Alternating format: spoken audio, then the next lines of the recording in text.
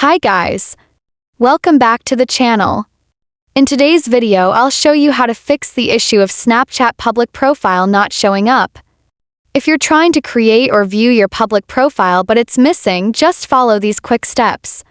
First, open Snapchat and go to your profile page by tapping your Bitmoji icon in the top left. Now tap the gear icon in the top right to open your settings.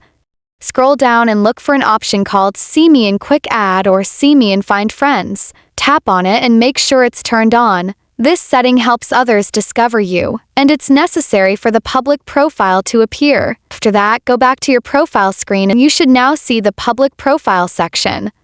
Tap on it and your public profile will now be visible.